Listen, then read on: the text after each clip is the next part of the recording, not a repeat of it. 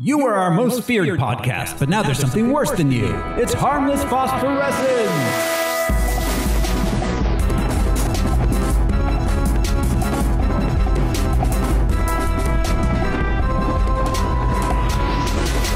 Hello everyone, this is Uber Vamp, Thoreau Smiley. And who is with me here today? I'm Josh Cece, and I can't see in the dark, you fucking nipplehead. Lock up your daughters, boys and girls. I'm Brian Lesh. Forget what you think. Jerry Wagner exists.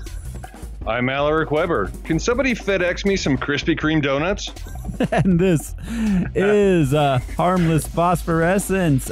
We are joined by a guest today, Mr. Jerry Wagner from the podcast Is for Alcoholic. Hey, Jerry, thanks for joining us. Hi, yeah, thanks for having me. Yeah, for those of you who don't know, Jerry's an old friend of ours, so it's really good to have him on here on Harmless Phosphorescence, the podcast where we watch every theatrically released full-length live-action superhero movie ever made. Mostly. We gather some research into the production. We're not talking about the ones we missed. And the source material, and then we tell you all about it. This show is brought to you by our patrons. You can be a patron too. Just head over to patreon.com/harmless entertainment. We've got tons of bonus content there. We've got a Star Wars miniseries, holiday shows, some music ones called The Personal History of Sound, which is about albums that are important to us. We've got the American Top 4, where we recommend songs to you. That comes out every week. And then, of course, we have our monthly movie episodes. This month, we're actually going to be recording that soon. We are doing G.I. Joe, The Rise of Cobra. I watched the first 5 minutes of that movie, and we are in for a ride. So the bonus material starts at just $1 a month. Everybody's seen it, of course. Yeah, of course. It's the production company is Hasbro. It has they tried to do like a Marvel Comics thing with Hasbro, but yeah. Like they've got like they made a title card. Anyways, it's like Saban. It's like Power Rangers. Yeah. That same shit all over again. Exactly. I love it. So yeah, $1 a month is all you need to get in on the bonus material. So help us keep the lights on. Now this week we are watching Blade 2.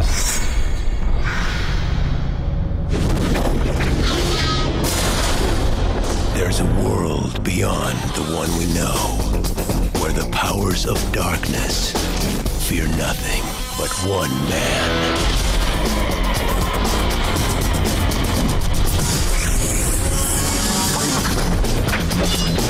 Stop! Blade. We represent the ruling body of the vampire nation. They're offering you a truce. They want to meet with you. You sure about this? They'll take us in deeper than we've ever been. Now, those he has sworn to kill need his help to fight a new breed of terror. They're no longer top of the food chain. Our forces are ready to fight, but we need a leader. Let me get this right. You want me to hunt them. For you? Ooh, so exciting. 5, 4, 3, 2, 1. Keep your friends close. Keep your enemies closer.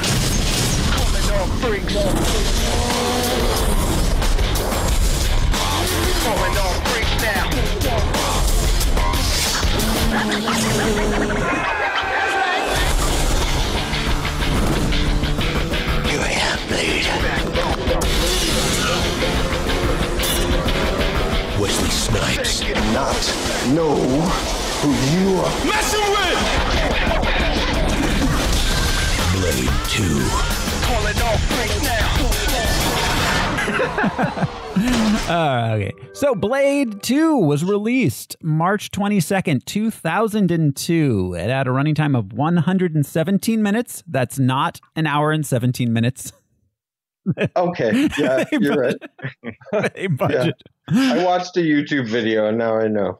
The difference between minutes and hours. Yeah, Kirk gets sacked. One. I'm just like you. Stop laughing. All right. It's March 22nd. Okay, March. Blockbuster month of March. Yeah, exact. Yeah, in 2002 especially. It cost $54 million and it took in $155. So it was a hit. Mm-hmm. Not huge mungus, but it did pretty well. And it was a quick turnaround from the first one. Yeah, 3 years. Anyway. They had to find a Whistler. 4 years. No, it was not. Was it 98, the first one? 99, no. I thought. Right? Oh, okay. I think it was 98. That was like 2000. Oh, no. Okay. So 4 years. So it was a little time. But March 22nd, 2002, we're talking about the date of release. That means it's time for the box office top 10 game. This is the game. I love all of our unnecessary contests. Right. It's all about contests. I listen for the contest. Just for the contest. As soon as you know the contest, I just turn the podcast off. It's like a cross. It's like a cross between The Voice and America's Next Top Model. On the radio and the Masked Singer, because they can't see. Yeah, they can't see. And Survivor. We're on an island, I promise. So, this is where we have the boys try to guess where they think the movie opened. Then they also try to guess all of the top 10 movies by the Box Office Mojo tagline. I would like to point out that the taglines in Box Office Mojo are not the official movie taglines from when they were released. They're just whoever posted it on Box Office Mojo decided to put in. Yeah, there was one last week where it was like, a man finds a boy. Or like, Oh, man. It was very vague, and then it turned out to be. So, shit. Oh no, it was Harry Potter. That's right. A man discovers something about himself after an accident. Yes, that's it. Unbreakable. Yeah, exactly. He learned something. God damn it, about Al! himself. Now I have to put that clip in. The Kimmy Schmidt clip. Watching that movie made me start watching Kimmy Schmidt for the first time, and I love it. Yeah, so it is hilarious. Yeah. It's very funny. So good. Anyway, seriously, wait till she goes to court with the Reverend. Oh my God! Been there. So good. I'm already. And the Holy Ghost. I'm up to season 3. I watched seasons 1 and 2 in 2 days. Gee. Oh, wow. Whoa. During the trial, he's like, and whenever I need help, I just turn to the good book, The Andromeda Strain by Michael Crichton. It's a really good book, though. It is a really good book. But he was an apocalyptic reverend. Okay. So the box office top 10 game. We're going to start with you, Josh. CC, where do you think this opened? Okay. I'll go number 3. Number 3 for Josh. We're just going around the table, the virtual table. Brian. I'm going to say number 1. Ooh, Brian picks number 1. Hey, Jerry, you want to get in on this action? I'm going to be a little conservative. I think like number 4, I think. Jerry's going for Big Al. It's all up to you. All right, I'm going to fill in that number 2 slot. Slide right in. There you go. Have you heard of my website? All right. Where did it open? All right. Well, here we go. We are counting down the number 10 movie. After a brutal breakup, a young man vows to stay celibate during the 40 days of Lent, but finds the girl of his dreams and is unable to do anything about it. 40 Days of Summer, right? Hey, almost. No. It's just 40 days, I think. Is it 40 days? 40 days and 40 nights. Oh, and the night. Nights. Don't forget the nights. Yeah. Well, that refers to the flood, but yeah, okay. Sure. Because Lent takes place in the end of winter and the beginning of spring. Yeah. Yes. As soon as it's over is Mardi Gras. Carnival. No. Oh, right before it. That's what starts it. Yeah, you're right. I knew it was on the front of the... As a non-Catholic, how does this work with the ashes on the forehead? Where do those play in? Is that have something to do with like falling in fires when you're drunk, or? It's Ash Wednesday. That's closer to Easter. Yeah. It just looks cool. Yeah, that's exactly They it. just do it because it looks cool. No, It's like a biker gang. Isn't Ash Wednesday the day after Fat Tuesday? That was the longest silence we've ever had. I just kind of slept through a lot of it and ran away from priests, honestly. Closer to Good Friday, I always thought. All right, yeah, let's go on. Let's talk about vampires. Yeah, right. Real. Okay, so coming in at Number 9. Number 9, opening this week. 3 rowdy college students are kicked out of their dorm, and so they dress up in drag to live in the doghouse where the girls deemed unattractive live. I didn't know that last detail. I can picture the people. Harlan Williams is in it, and so is the guy that played Lex Luthor. Oh. On Smallville. But what's it called? Let's see. Hot Girls? No. Sorority Babes? Sexual offenders. So close. Sexual offenders. Sorority boys. Oh, right. Yeah. What a romp. Yes. Yes. At number 8, a brilliant but asocial mathematician accepts secret work in cryptography. His life takes a turn for the nightmarish. Beautiful mind? Yes, a beautiful mind. Mm-hmm. The Oscar-winning Ron Howard romp. Romp, yeah. Yeah, romp. I saw that movie on a date, and it's not a good date movie. all the passion of math. You're like, she picked it too. Theoretical. It'd be like, so math and schizophrenia, huh? Yeah. Still got laid. Oh, well, then The power of math. I'm sorry.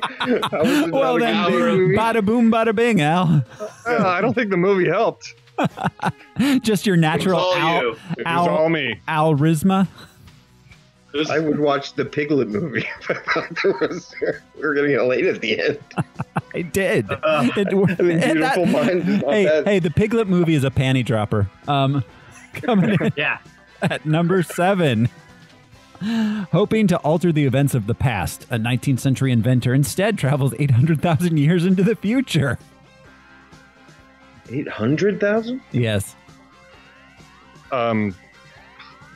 Is it the time machine? It is. Machine. Yeah. It is the time machine, yeah. Guy Pearce, I think. Yeah, when Guy Pearce was still a thing. That is the most Scientology description of time travel ever. Yeah. It's just like accidentally traveled 800,000 years into the future. Like, will people have bodies? I need to watch the time machine. Let's not discuss it. Sorry. Yeah, exactly. Well, there are older versions. This one that we're talking about is not very good. No, it was not at all. Number 6, the story of the first major battle of the American phase of the Vietnam War, and the soldiers on both sides that fought it, while their wives wait nervously and anxiously at home for the good news or the bad news. Wait, and this said both sides? Yes, I did. Oh, that's so funny. They're just like, I can't wait for this bad news. Mel Gibson, We Were Soldiers, right? Yes, that's right. Yeah. He's the first one on and last one off. I watched a lot of war movies as a kid. Good. Yeah. That's the movie where I learned about the statistic that the life expectancy of landing from a helicopter in, I forget where they were, was like 30 minutes or some shit like that. It's a fucking terrifying number. Oh, yeah. Vietnam was fucked up. Yeah, it was. Yes. I wasn't a fan. Yeah. That's a quote. That's not a quote. That's going on the back. The president said that. If he could have served, he probably wouldn't have, because he was never a fan of that war. Not a fan. Versus the other wars. He's got all their posters. Yeah, and he's like, I would have fought in World War II. Like, he's like, I would have fought in the Cola Wars. Or the Burger Wars. Definitely the Burger Wars. Exactly, the Burger Wars for sure. The battle of where's the beef? The push. I think he briefly did engage in that battle. He did have stakes. He did have stakes for a while. Yeah. A steak in the mail. Nothing like that. Let's send perishables. Right. Okay, so coming in. Oh, man. I recently got fish in the mail, and that was weird. Oh, yeah. My mother-in-law sent us fish in the mail. Was it dry? But it wasn't packed. It was packed in dry ice, but then the coronavirus fucked everything up, so the fish we got was bad, so I had to throw it away. So then she resent the fish. Oh, no. And this time around, It was good, but I still don't trust it. I'm like, I don't know what your agenda is. You've been sitting in a box. Yeah, that's a biological weapon. What are you up to, Fish? Came from a wet market. Yeah, exactly. I'm not eating. I think she's trying to tell you that Luca Brasi sleeps with the fishes. Yeah, I was going to say, it was just one sailfish in a huge envelope. You know, she has shoulder checked me a few times. So, yeah. Walk by in the hallway and she'd shoulder check me and then be like, what, bitch? Like, fucking do something. Know your place. Do something. I wish you would. Yeah, it's so hot right now. I wish you would. Oh, okay. Number 5. A special military unit fights a powerful, out-of-control supercomputer and hundreds of scientists Wally? who have mutated to flesh-eating creatures after a laboratory accident. How to lose a man in 10 days or something, isn't it? How to lose a man in 10 days. The wedding planner. Is that the wedding planner? This isn't Resident Evil? Yes, it is Resident Evil. Oh, shit. Resident Evil, they get to pay the in-state tuition. Not like out-of-state evil. Right. That's expensive. It is. Be like, I went across the country to go to Evil College to get away from my parents. At number 4, 2 very different cops are forced to team up. Really? Are there such things? I would love to see that one cop that's different, because I have not yet. Rush Hour. No. Well, they all claim to be different, so just ask. They'll tell you all about it. 2 very different cops are forced to team up on a new reality-based television cop show while tracking down the manufacturer and distributor of an illegally made semi-automatic firearm. Oh. What number was this? Number 4. Man, I don't know where I was in 2002. Yeah, I don't remember that year. Oh, this is Sandra Bullock. No. Right? Nah. Damn. Okay. Oh, are you thinking like the one where she was an undercover cop? What was that one? Yeah. Like, that's the one I was thinking of. Illegally Which I never Bullock, saw, but... like shut your Bullock, something like that. Show, Bob. Like, hey, that's my Bullock. That's my Sandy's back. I don't know what's the movie. Showtime with Eddie Murphy. Oh, and is that De Niro? I can't tell from the picture. Yeah, De Niro. Yeah, Murphy and De Niro in a movie no one remembers. And technically opening this week, I guess. Weird. A troubled child summons the courage to help a friendly alien escape Earth and return to his home world. E.T.? Yes. The Did 20th they re-release it? Yeah, the 20th anniversry re-release. This was the one. This was the one where Lucas convinced. Also Mac and Me. Yeah, this was the one where Lucas. This was the one where Lucas convinced Spielberg to put the CGI in, and they took out the guns and had all the cops holding flashlights. Yeah. Yep. In the middle of the day. Mm-hmm. Like chasing an alien. We're just gonna beat E.T. to death instead of shoot him. We're just gonna beat the fuck out of E.T. We can make this better, work. Right? That's so much better than the alternative. With a flashlight. We're gonna leave a bag of weed on him. And we're just gonna shatter his skull. That's all. Don't worry. That's all. I watched E.T. with my kid a few years ago, like maybe 2 years ago, and I'm like, Olive, you got to watch E.T. This movie changed my life when I was a little kid. It was like super emotional for me. And then halfway through the movie, she's like, E.T. looks like poop. And then I realized E.T. looks like poop. And then she's like, I don't want to watch this anymore, and left the room. And she was like 8, like just throwing so much shade at me, like you like this? Yeah, your childhood dreams look like poop, Dad. What the fuck is wrong with you? Catch you later. She just kick it with my mother-in-law. Later, nerd. I wish you would. Yeah. Well, later, nerd. Yeah. A lot doesn't translate though. There are some movies that I show Ella. She's 13, but through her whole life. Some that she'd like, but for the majority, it's the same deal. Like, what is this? Why? Especially movies that could have been wrapped up if people had cell phones. Oh yeah. Oh yeah. Oh gee. For sure. She's always like, why don't they just call him? Yeah. Well, you see, It was 1975, kid. Exactly. All right. at number 2, a group of misfit friends find a lost infant and try to return him to his home. Baby's Day Out. That could be E.T. as well, I guess. But, Yeah, could.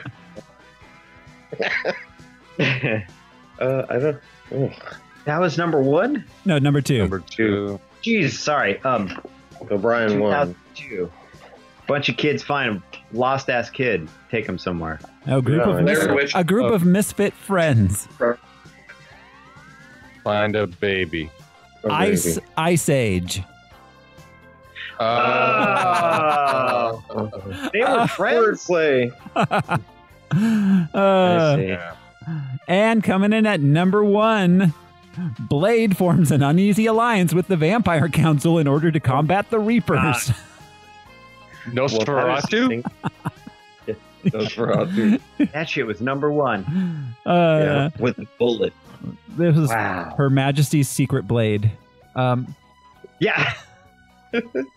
Given everything else that came out that week, yeah, it deserved number 1. Oh, I yeah. guess so. Now that you say it, it totally makes sense. I bet I'm it was watching fun it to with- watch when it came out.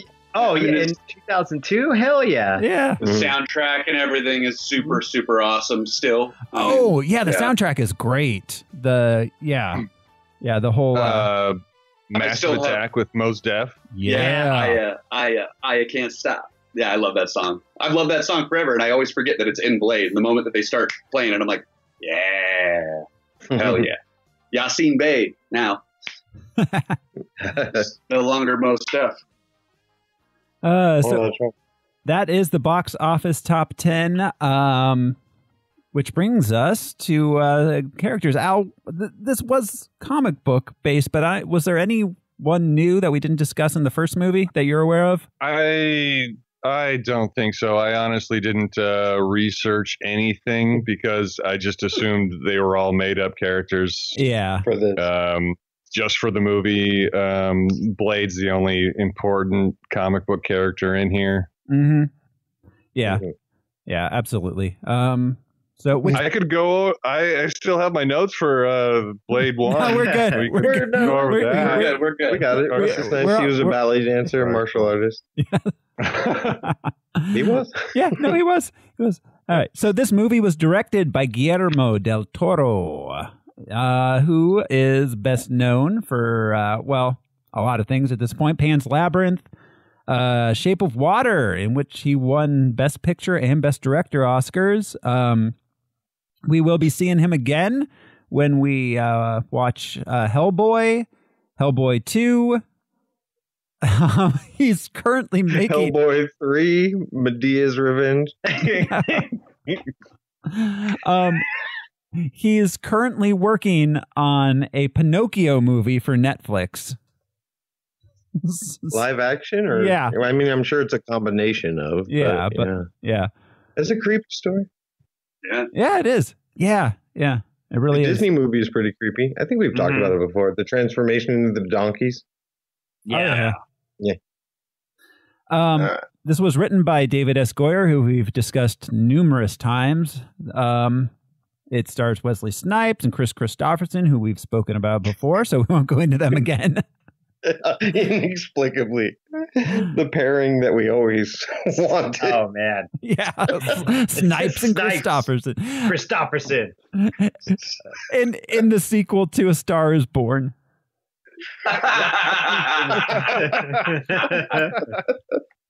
Yeah, There's me like- and Blady McGee. Just like Chris man. Christopherson and Wesley Snipes do, like, we're in the shallows now.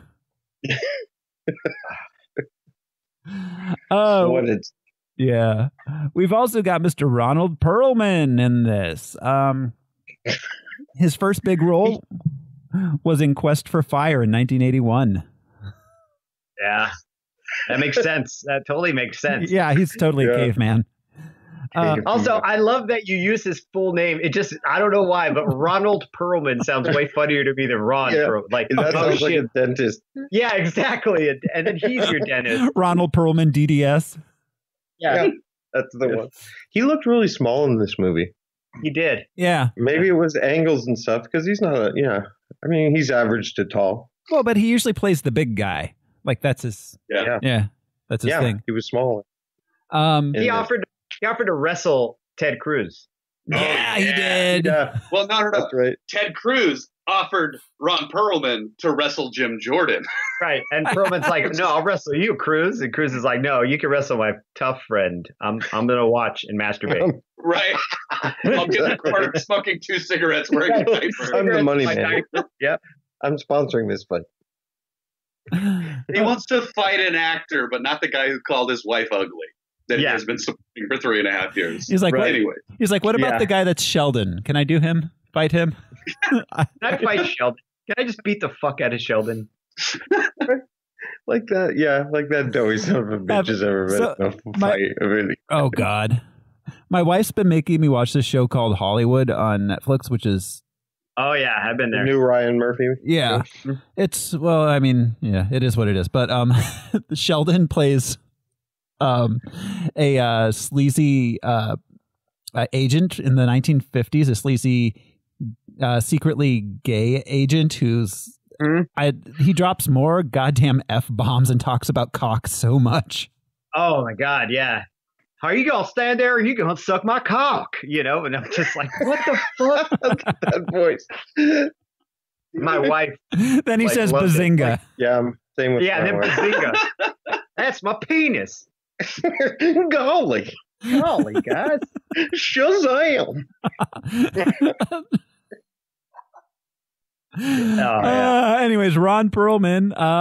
I first saw him in The Ice Pirates. I don't know how many of you remember that.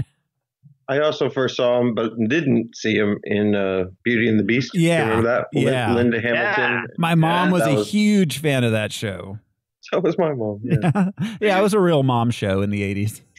Apparently. Like, ooh, Beast. He lives in the sewer. Just Beast on the cover of People magazine. It's like no shirt on. His hair's blowing.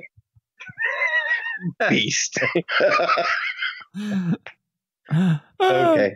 Ron Perlman also appeared in Romeo is Bleeding, Police Academy Mission to Moscow. I didn't know about that one. Which Police Academy was that? Like 43? Yeah, it was one of the last ones. Silly. City of Lost Children. He was great in that. Oh yeah.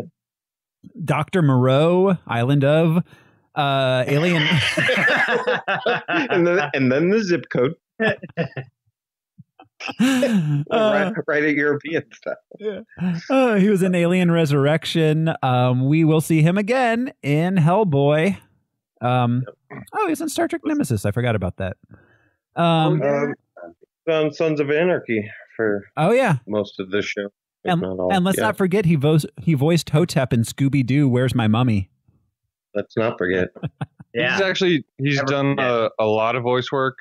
Some notables that came up on The Batman, which was the updated version of the Batman that was in the 2000s. He did 3 voices. He was Killer Croc, Rumor, and Bane. Bane. And then for another like Teen Titans, something else, he played Deathstroke / Slade Wilson. Yeah. Yeah, he's got a great voice. He's just done a ton of voice work. Oh yeah. Yeah. He and Clancy Brown, like 2 awesome character actors who are badasses, do a lot of voice work. That's fun. We've got Leonore Varela as Nissa, the vampire princess. She's Chilean, and she was in a lot of Chilean movies. Then what, like Pineapple Express? Chilean movies. And then she got her break into U.S. cinema in The Man in the Iron Mask. That I believe was that the DiCaprio one? Leo, right? Yeah, the Leo one. Okay, because 2 of them came out at once, and one was like Leo, and the other one was like, it's not Leo, but we hope you think it is. He's got a fucking mask on. Yeah. You won't be able to tell. Just pretend it's Leo. Fines or something. We'll tell you. We'll give you a picture of Leo and come into the movie and just hold it in front of your face. Hold it up to the screen when the other actor comes up. There you go. Just hold it up. You'll be great. Like Deadpool wearing what's his face, Hugh Jackman's People magazine on his face. Yes. I remember that. Let's see. We have Norman Reedus from The Walking Dead, Daryl, and the Boondock Saints 1 and 2. Those fucking movies. Yeah. He actually, let's see, he got his start in something called Floating. He was in Mimic. Oh, so he's got a Guillermo del Toro connection. I didn't realize that. He's British, right? What? Right? I have no idea. I assumed he was really? I assumed he was American. I'm pretty sure he is. Okay. I did not know that. Well, I know the dude that plays wait, are you thinking because the main guy from Walking Dead's British? Yeah, that's right. But Norman Reedus, he's an American actor. Yeah, he was born in Hollywood, Florida. That's crazy. Hollywood. And to want to get to a town that's named the exact same thing, but yeah, it's funny. I have dreams of going to Hollywood. Well, I met a guy from Hollywood, Florida 3 days ago. That's really funny. Yeah. Small world. Yeah. Okay. Yeah, Andrew Garfield is British. I thought maybe him too. All right. So then let's see. We've got isn't Andrew Garfield Spider-Man? Yeah. No, the other. What's the name of the guy from Walking Dead that played Rick? Andrew it's something. Lincoln. I think it's Lincoln. Lincoln, yeah. Andrew. I knew it was a president. And yeah, he's a mixture of Andrew Jackson and Abraham Lincoln. No, Garfield. Andrew Garfield and Lincoln. Garfield. Oh yeah, okay, makes sense. Thomas Kretschmann played Damaskinos, the ancient vampire. His name is Eli. Eli. Yeah, Eli. Eli Damaskinos. Well, just call him Elijah is an old name. Yeah. No. I'm not arguing with today, but Eli's a little backwoods. If it's just as funny Eli. as the main bad guy being Jared. Yeah, no, that was hilarious. Jared. For thousands of years, I am Jared. Bow before Jared.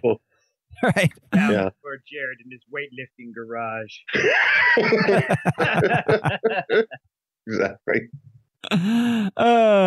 Thomas Kretschmann played him. Let's see. He got his start. He was in Stalingrad in 1993. He played Captain Engelhorn in Peter Jackson's King Kong. He was in Valkyrie in 2008. We will see him again as Baron Wolfgang von Strucker in Captain America: Winter Soldier and Age of Ultron. Okay. He's way younger than I thought he was. Luke Goss played Jared Nomak. Jared. He's the one. Nomak. Yeah. So okay. So never mind. Go ahead. He's the one. What? He's the one that started out, in that as in the boy band Bros. That I put a link into our group chat. No, that's why I listened to that song. Jared was in that band. He was the drummer. Wow. There was a boy band that actually played instruments, and they were called what? The Boys? They were called Bros. Bros. Like our first thing. You got to link to the song somewhere on the podcast. Just their first single was Date Rape. I'll put a link to the song in there. It's their two singles were Sweeter Than the Midnight Rain and Give Me One More Chance. What the? What? Yeah, I'll take your word look for this up. Yeah. Yeah. Wow. Yeah. As far as his movie work, Jesus, he was in nothing really much we've talked about or will want to talk about. And that's fine. Oh, he'll be in Hellboy 2. Oh, yeah. There we go. Hellboy 2. Death Race 2. Death Race 3, Mississippi Murder, and oh my God, as himself in the 2018 documentary Bros After the Screaming Stops. Is this documentary about how they use it at Guantanamo or what? Yeah, like torture people. Yeah. Oh, and the screaming stops. We go get garbage bags. Yep, exactly. Right. That is phase 2. That is phase 2. Get the garbage bags. Get the garbage bag. And an awkward saw. And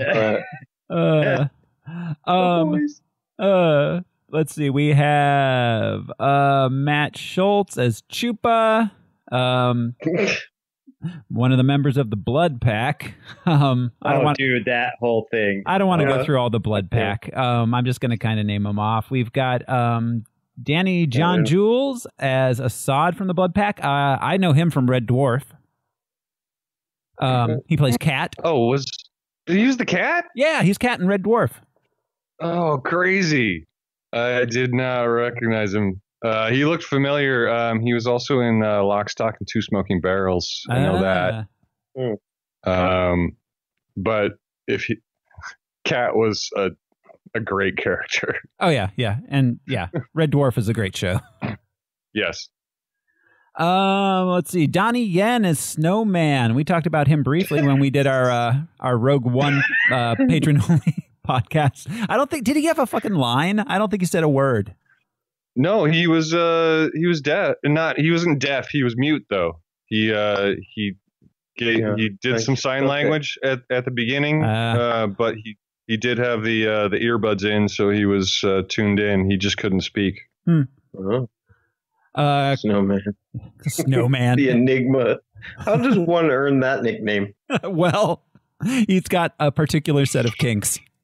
Carl Roden. Let's see, played Carol Coonan, the lawyer for the vampire. Yeah. So it's Eli, Carol, and Jared. Yeah. And Snowman. Snowman, yeah. Merritt Velkyle played Verlaine. Another member of the Blood Pack, Daz Crawford, played Lighthammer. And Tony Curran played Priest. Oh, and Santiago Segura as Rush. So I think Lighthammer's name was supposed to be ironic because his hammer looked really heavy. Right. Oh, yeah. Joke's on you. Lighthammer. Dude, yeah. Their whole crew was whack. I'm sorry. Yeah, I know we're getting to this movie, but like their whole crew was like, they introduced it like the Blood Pack, and then their names were like Bomb Pop, Tables and Chairs, like this is lower back pain, And here is Reinhardt. And I was just Reinhardt, yeah, exactly. Which I play a video game called Overwatch, and there's a character in it named Reinhardt. He's a giant German in like power armor. I don't know. And the whole time I was like, man, I should probably be playing Overwatch. This was a video game. It was quite a good video game. It was just that crew was so whack. That crew is so whack. So whack. This is Dog Park. Training for 2 years. Yeah. I just kept thinking Django Reinhardt. And then they kept making Nazi references. And I was like, just talk about him playing guitar with 2 fingers.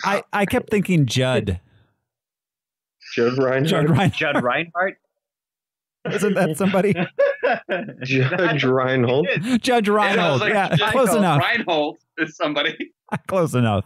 Judd Reinhardt is like, he's the version you buy at like the Korean markets in Nogales. Like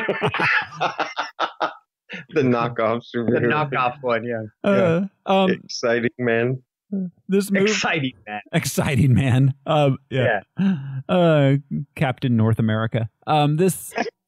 This movie has 57% on Rotten Tomatoes. I could not find video of any sort of Ebert and or Roper review of it. However, Roger Ebert did write Blade 2 is a really rather brilliant vomitorium of viscera, a comic book with dreams of becoming a textbook for mad surgeons.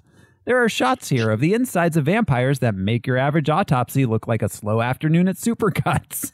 The movie has been directed by Guillermo del Toro, whose work is dominated by two obsessions: war between implacable ancient enemies and sickening things that bite you and aren't even designed to let go. He wrote the movie as an improvement on Blade, which was pretty good. How is this movie number one and does not have a fucking Ebert and Roper review? Right. I'm sure they did it. It's just I can't find it online. No one has uploaded it to YouTube or Dailymotion. Well, and once more just confirms that really critics decide how they feel based on the puns they can make in their review. Yeah. Their craft is writing an article and getting paid for it. Right. Yeah. Exactly. Not critical review at all. Yeah, no, not at all. They are not paid to actually critically look at a movie. You're paid by the amount of piff, not content itself. That's exactly right. Yeah. So before we actually get into the movie, has anyone seen the Strain, which aired on FX 2014, 2017? I'm familiar with it, but no, I a never little watched bit. I've heard of it, but I haven't seen it. So it was they never really called them vampires. They called them worms and stuff. But it was created by Guillermo del Toro. Oh, and their vampire creatures greatly resembled the Reapers from this movie. Yeah. With the splitting jaw and the mandible that came, not the mandible, but the stinger that came out of the mouth. Yeah. Looked just like this. I don't know. It was an okay show, but it was also that show was based on a series of books that were written by Guillermo del Toro and Chuck Hogan. Oh, okay. I'm not sure. So he wrote 3 books about these creatures, essentially. Wow. Didn't Hogan write this film too? No, Probably. it was just Goyer. He might have been in there. It was just Goyer. Maybe a producer. He might have been given. Well, I don't know. Yeah, he might have had his name at some. I can almost promise you that any movie at this level, even if there's just one person's name on the writing credits, was not written by one person. Yeah. They reminded me, other than the splitting mandible, of the Uber vamps from Buffy the Vampire Slayer. For anyone that's watched the series, that's my tag at the beginning. But then the mouth reminded me just a lot of Predator. Yeah. Their look also looked like the creepy things in The Descent. I don't know if anybody saw that horror movie. Yes. Oh yeah. The women that go down spelunking in Kentucky or whatever. Yeah, that was a good movie. They look like they were like veiny, like a wild titty from the 70s. That's exactly it. That's all I kept thinking was, I'm sorry to bring the podcast to this level, but the whole time I was just like, that is a wild titty from the 70s. Yeah. That is it. Yeah. Just all veiny. Yeah. Which is fine by me. Yeah, exactly. Yeah. Not unperky, but also like kind of hanging way lower than they do now. They look like a ghost ball with the rubber band around it. Yeah, there you go. Just hairless. It just shows experience in that person's. Yeah. Things have happened. It's people that came of age in the braless era. Like vampires are wild. Vampires don't wear bras. I mean, why would they? No. I'm going to talk about vampire culture when we get to it. Yeah, right. Yeah, so it's pretty cheesy as fuck. Yes. Oh, fuck yeah. Okay, so are you guys ready to go ahead and jump into the movie? Yep. Yeah. All right, let's do it. This is, by the way, it's not just called Blade 2. It's called Blood Hunt. Yes, Blade 2, Blood Hunt, which I did not know until I rented it on Google Play Movies. I didn't know that at all. Yeah. I saw that on Amazon is where I rented it, but was that on the title card? I missed it. No. They didn't call it Blade 2 Blood Hunt on the title card, but that's what it's listed as. It had it at the end. It was one of those ones that came after the movie. When they do that for some reason. But yeah. So we open on a blood bank in the Czech Republic. A seemingly homeless man wants to donate. He's led into a scary-looking room and told he has a rare phenotype in his blood. The workers are yeah. Right off the bat, I didn't realize this was in the Czech Republic. I must have looked away or wasn't paying attention. Yeah, because I even have a note where I'm like, "Is that language vampire or like Polish?" And so turns out, I guess I knew what I meant. yeah. So is Blade's like whole? He's based in the Czech Republic now. Well, no. Did we get a card where he goes back to wherever he's from? No, he's been spending. He's been spending 2 years looking for Chris Christopherson. Yeah, at one point he says he started in Moscow and made his way to the Czech Republic, I think. Okay, so what I'm asking then is when he finds Whistler and takes him back, and Whistler and Scud meet, where is the shop that Scud's working in? I think it must be in Prague. Okay, yeah, that's what I was yeah, that was their like temporary workshop or something. I mean, he in general like travels around. Even in Blade 1, that wasn't like a permanent home they were in. It was a temporary setup in that city. Yeah. Rental warehouse kind of thing. He's probably earned a lot of miles, so he could take Whistler too. Yeah, exactly. Yeah, just take him around everywhere. Yeah. Why was the I thought the main bad guy vampire, I was like, man, he's dressed like the guy in the Safety Dance video. Like he's got all the scarves and shit. I even made a note where I was like, why is this dude dressed like the men without hats Safety Dance? Yeah. I know. Do you mean Jared? Do you mean the first Reaper? Yes, the first Reaper. Yeah, when he walked in and he's just like, I'm fine. I can donate blood. I mean, I'm coughing up a lung, but I'm totally healthy. He's all like, check out my patchwork fur trench coat. Yes, it looked like a bunch of dogs had sacrificed their pelts for this jacket that he's wearing. It's like flaps of fur. I constantly, but not thick fur. No, not at all. I constantly just kept thinking through this movie. He went to Jared. They all need to go to Jared. Yeah. So yeah, It's funny that he ends up. No, I don't know. I thought he was in a subway at first. I thought the blood bank was in the subway because of the trolley noises that were going by. Yeah. I thought it was in New York. It wasn't a subway. Were there a lot of cats in that blood bank too? There were a lot of cats in that blood bank. Does that have something to do with Blade? Did I miss out on that in the first movie? Oh, there are just a ton of cats in Prague. Is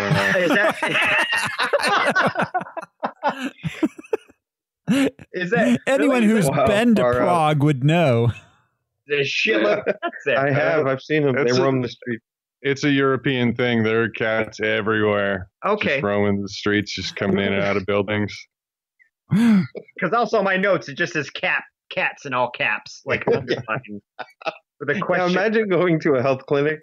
There's just a grip of cats walking around out there. Like, imagine pet dander is a contaminant. Damn it! Yeah, exactly. Do my blood work, Mittens. Yeah, but imagine if that many cats looked like the Cats and Cats. Y'all ever do a Cats podcast? Let me know because I'm down to crack. Yeah, we've been talking about it. I haven't watched it yet. I don't want to sidetrack that. No, I'm still trying to score enough mescaline for all of us. We may really need to do a Cats one. We just might need to do it. And they're in Prague, hanging out with vampires. Yeah, in Prague. Cats and vampires in Prague. Cats and vamps. Okay. So yeah, he turns out to be a crazy mouth tentacle vampire, and he kills them all. Then there's a credit sequence in which Blade explains his backstory and tells us that his old sidekick Whistler didn't in fact die in the first movie like we thought, but got changed into a vampire, and he's now hunting him down. With a twist. That syringe hand was kind of funny. Oh, yeah. That the doctor had. There was nothing. He wants to take his blood with the finger needles. Yeah. Yeah. Or inject him with something with those. But yeah. There wasn't one on his thumb. He should have had one there for the placebo. Well, and it's not the first one of those things that we see in the movie. It's the first time we see that. It just continues for some reason. He's like, I invented this incredibly awkward thing just to look try nice. it on you. Yeah, it doesn't seem practical to have 4 lines at all. No, there's a lot of like torture and like medical devices in this movie that make no practical sense whatsoever. Yeah, it's true. I love that Jared's like, I hate vampires. and Mondays. Monday. Because he's a cat. Is he a cat or a vamp? He could be either. In Europe. Oh, I loved that He might old also hate game show. Nazis. Yeah, that's true. I love that game from the 60s. Is it a cat or a vamp? Am I wearing glasses? No, I think it's a cat. Okay. All right. Sorry. So, okay, then there's let's see. We get a pretty dope action sequence in which Blade kills a bunch of vampires in an alley. The last one alive is named Rush. He's the one with the boa. Yeah. He's wearing a helmet. That whole shit was, the whole shit was on. At one point, the vampire yells, "Fuck this shit!" And that was so funny to me. He yells it in a foreign language, like they're like that would be such a human reaction. I know he's like mad, but my reaction was if Blade came around and just beat the crap out of everybody around me, I'd be like, "Fuck this shit!" and just run away. Yeah, and then Feather Boa. Yeah, he's fabulous. And a helmet. Yeah. But he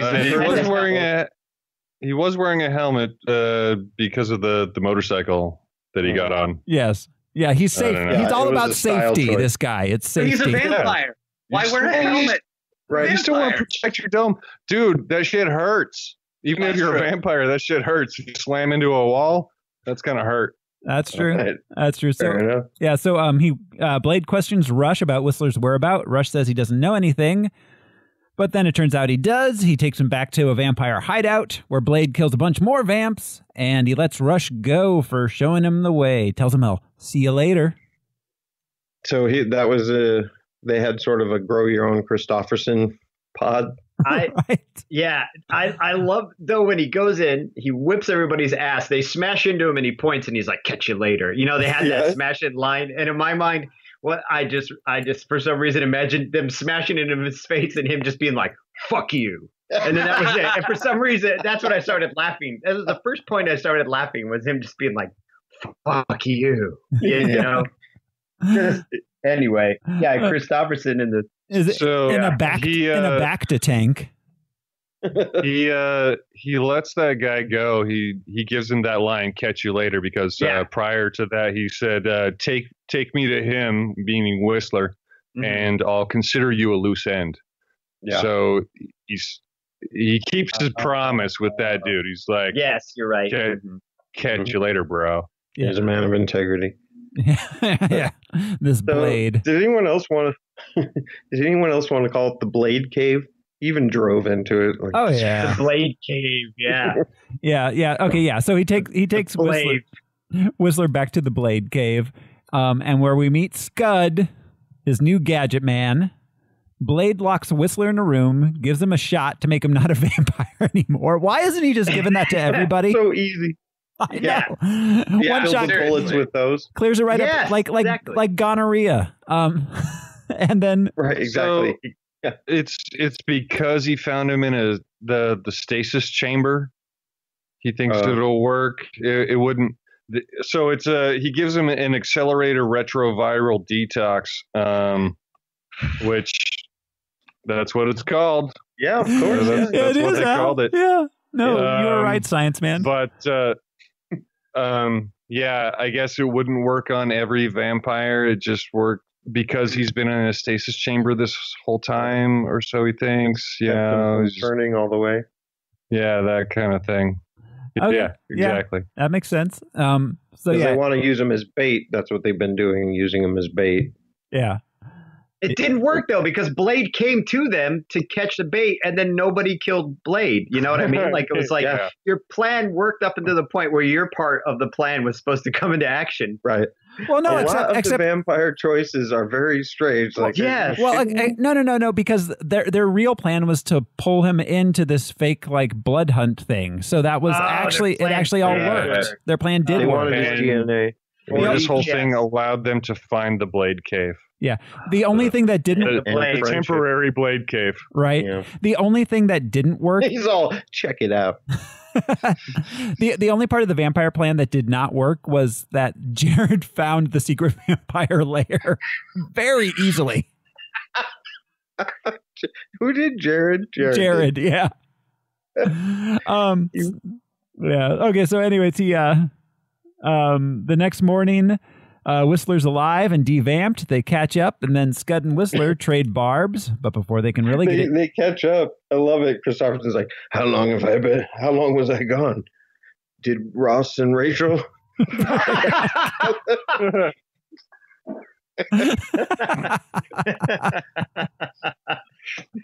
I did like Christopherson's line when he comes into the room in the morning when the lights are on. He's hiding in the shadows. He's just like, "How do you feel?" It's like, "I feel like hammered shit." Yeah, hammered shit.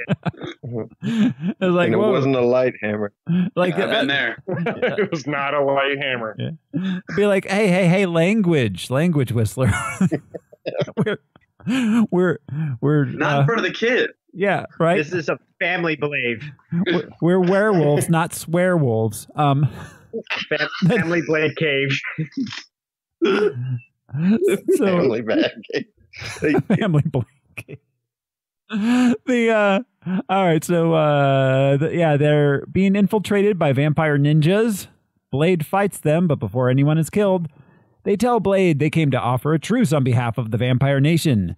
They tell him there's a threat worse than him, hunting their kind. And they have their fight on the set of where Blade films CoverGirl commercials. Yeah. What was the purpose of that light wall? Was it to repel them or just to make him look cool? Or? I don't think it was UV light. Well, I think that's why they were wearing those. They were wearing the whole body covered thing because Blade is known to booby trap his whole place. So that's basically him booby trapping his entire Blade cave in one fell swoop. Just if they can't hide behind shadows, they're dead. And Destiny's Child filmed a video here. Yeah. Right. Got all the fans and slow motion cameras just in the closets. Just Puffy and Mace. The other purpose. The other purpose of the light wall was to make the PlayStation fight sequence in front of it look more realistic. Yeah, that CGI was pretty. Ooh. Yeah, Uncanny Valley, man. It had some moments where it was okay, but yeah, you can tell that they were just like fresh out of ILM. We got this thing, let's use it. Yeah. Well, when they first come into the Blade cave, they're like going along the catwalks, and I thought that sequence was kind of cool. They seemed really light, So I was like, okay, they look like spiders or something. They seem very light, and so I was like, that's pretty effective. Yeah, and that was one. It was noticeable, but it was still pretty good. It wasn't This distracting. is the only time we ever see a vampire move like that or fight like that. The rest of the time, they're just like, "Oh, sorry, I got a bum leg. My hips really hurt." Yeah, no, like I can't fight crime anymore. Like I'm getting too old for this shit. Yeah, like, you don't age. They had Jared do an elbow drop from across the room. Yeah, right. Throughout the movie, the effects were completely noticeable, but forgivable. I agree. That's a good way to put it. It looked great for 2002. Yeah. I feel like the CGI mattered where it counted, and then the rest of the shit where it was like, whoa, that was video game looking, was just filler moments. Yeah. Well, I mean, it got real video gamey in the final battle, I thought, but That's true. Yeah. That last battle. Totally. Yeah, so Blade hitches a helicopter ride with the vamps to their headquarters. He's got explosives strapped to himself. He enters the inner sanctum of the Vampire Nation where he meets Eli Damaskinos, a.k.a. the head vampire. Vampire Overlord. Yeah. He has business cards. Just rolling with the blood pack. That'd be like if we started a gang, we were like the Pancake Posse. Like it's just named after the food we love. I'm Blueberry. Yeah. I'm Maple. I'm down. Pancake Posse. Logan Berry. Logan Berry. So the giant castle where Eli lives is so huge. It has like so many layers. It looks like this generational building. I thought that was kind of cool. And it's a giant tower, which I guess is in Prague. Again, I didn't know that. But yeah, it looks like it's Vampire Corp. I also called it the Vampire Pentagon because it was roughly shaped like a pentagon. It might have been a hexagon for all I know. I didn't measure the angles. God damn it. So understandable. We have you for the science, Al. You couldn't count all the sides. I did notice it was interesting. It's Caliban Industries is what their front was called. Right. Yeah. Which is kind of neat because Caliban is the kind of vampire character. I forget where Caliban's from, but he's a hunter or whatever. So their industries, what do they produce then? Bags to put blood in. Profit. They produce profit. Those finger needles and shit. It's just like that dude patented those. And also custom blood tanks. And also Powerpuff Girl Funko Fun Pops. Yep. And security for raves, I think, too. Oh, yeah. They've diversified across many industries. Yeah, they've been around for a while. Yeah. I guess, even though they've been training for 2 years. Yeah. So let's see. Eli tells him that vampirism is a virus, and there's a new strain out there creating super vamps they call Reapers. Patient Zero is Jared, the vamp from the beginning. He feeds on vampires and humans alike, and the vamps he bites become Reapers like him. They want Blade to go hunt Jared and the Reapers with the Blood Pack. Luckily, they're playing at the Knights of Columbus Hall next Saturday. So are we going to continue calling him Jared throughout? Because from here on out, they call him Nomak. No, he's Jared and Jared alone in my notes. Jared to us. Okay. Yeah. All right. The name his mother gave him. There's nothing inherently funny about the name Jared. It's just funny to have a villain or powerful a mystical vampire. Jared. He was named by Eli. Nomak is a name that he just fucking gave him. Right. As well as Jared. Like, why the fuck didn't he name him like Mephistopheles fucking vampire god or something? Like, well, he didn't want him treated differently at college. True. Right. And at the firm. Well, yeah, he knows what kids are like. In the movie, we don't know that. Yeah. Nomak, get in here. Yeah. So tonight at Battle of the Bands, we have Jared and the Reapers versus Blade and the Blood Pack. Blade and the Blood Pack. Chupa on bass. Chupa. That guy sucks. Fucking Chupa. Fucking Chupa. Suck that bass. Chupa me verga, motherfucker. That guy. That's all I kept thinking the whole time. 12-year-old me just kept saying it. With his busted hair. Here's Chupa me verga. Sorry. That'd just be suck my dick to you non-Spanish speakers or people that didn't grow up in the Southwest. Right. So no, I just kept thinking Chupa reminds me of like the name of a character from like Blood In, Blood Out or something. Yeah. So Blade agrees to work with the vampires. He tells Scud and Whistler that it's to get an inside view of how the vamps work so he can better fight them. Then Scud and Whistler. Yeah. It's like Blade is collecting every kind of white guy that there is. So the names in this movie: Blade, Scud, Whistler, Lighthammer, Chupa, Priest, Jared. Yeah. Jared. No man. Yeah. Are they My Little Ponies? Fucking Lighthammer, and Lighthammer should have been named fucking Jared. Right. Or Brad or something. No, this is Rainbow Dash. Really? It just sounds like. Go ahead. No, go ahead, Jerry. I was gonna say it sounds like the notes from like a D&D campaign. Do you know what I mean? Like it's all the D&D characters, and then you got the one dude who's like, my guy's name is Jared, and you're like, fuck, dude, why do we invite Jared? He just names the characters after himself. I didn't understand the assignment. He's an accounting major, you know. Yeah. I am Verlaine. Like I really like to do puzzles between two worlds. This will really help in the campaign. Right. So we cut to an alley. Jared's killing a drug dealer. Then back at Vamp Base, Blade meets the Blood Pack. Okay, so the drug aspect of this movie is really fucking dated at this point. Yeah. Like he's selling him dope. He's offering him Hawaiian Ice, which is just meth. I got Horse. I got Hawaiian Ice. I got Blow Pop. Oh yeah, Horse. I got Mr. Clean. Right. So I got some acai berry. Somebody talks about the Reapers being like crackheads. Yeah. Yeah. I thought that was weird. Is that up as just like this a statement to make like, oh, crackheads, man, they're hungry and they'll fucking steal your car door off of it or whatever. Like Holy shit, man. Yeah. Addiction is an illness. They're addiction shaming these vampires. Yeah, absolutely. Wait, and was it Eli who called them the crackhead too, or was it that character, right? The oldest vampire ever? It's like they're like crackheads. Or his familiar. Oh, it's familiar. Yeah. His lawyer. The lawyer. His middle-aged white man lawyer. Familiar. Jeez. I think it would be appropriate to call any lawyer your familiar. You're paying him to do your evil bidding. Goldberg and Osborne. Yes, master. Well, and when they're not doing your evil bidding, he's also like taking his laundry to the laundromat, like picking up lunch orders and stuff. Well, he is. When they introduced Carol Keenan, Carol Coonan, I'm sorry, that's the lawyer. Blade looks at his hand and sees the tattoo. He's like, "You're human," and he says, "Barely. I'm a lawyer." Yeah. Bada bing, bada boom.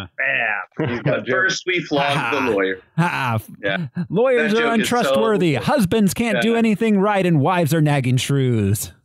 Yeah, it's like the Dames meme that we survived for 20 movies with. Lawyers will never go. They are blood-sucking. Yeah, actually, lawyers suck, so you know. Okay, so Reinhardt, a member of the Blood Pack, tries to give Blade some lip, so Blade kicks his ass and sticks an explosive to the back of his head, thus establishing dominance. He tells the Blood Pack. That was cool. Yeah, that was. The bomb. Yeah.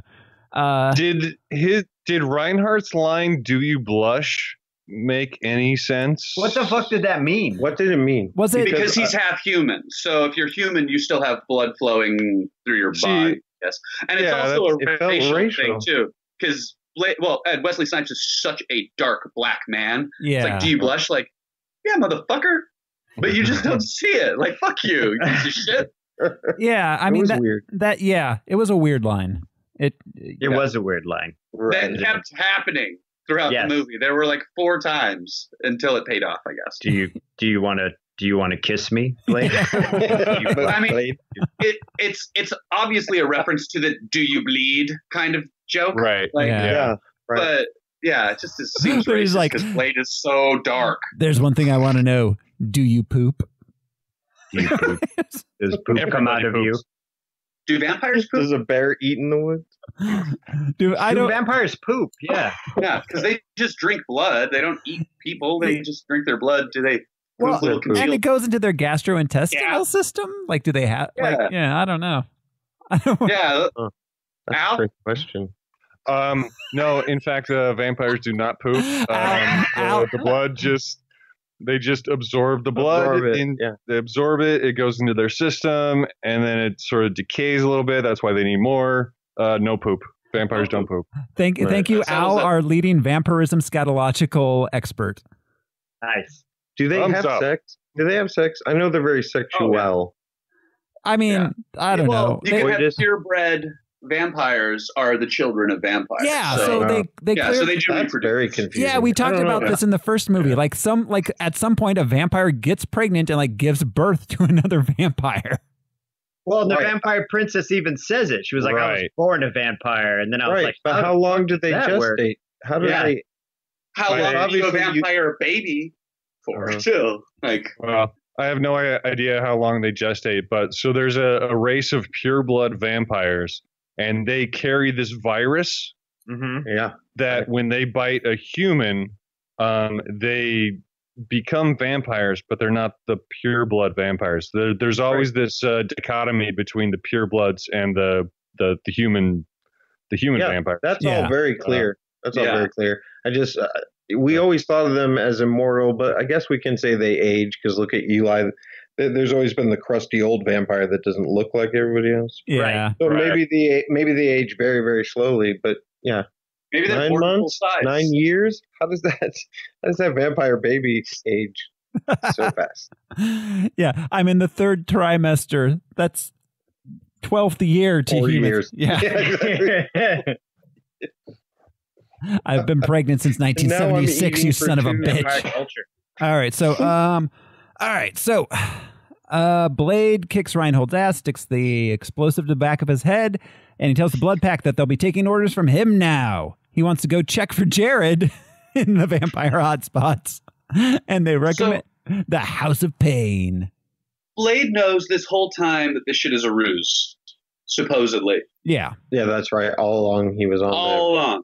Yep. Yeah. It doesn't feel that way in any shape or form at all. It's like the guy who said after The Sixth Sense, he saw it all along. Yeah, exactly. Yeah. So at the club, they get weaponed up with Scud and Whistler's vampire killing gear. Blade and the vamps go in while Whistler sets up as a sniper on the roof, and Scud waits in the van. Is this where Scud and Whistler have a conversation about their connections to Blade? Yeah, it might be somewhere. I think it is, but it's just so funny. No, it's later. Oh, okay. That's later when they're building the grenades. The UV grenades, yeah. That's right.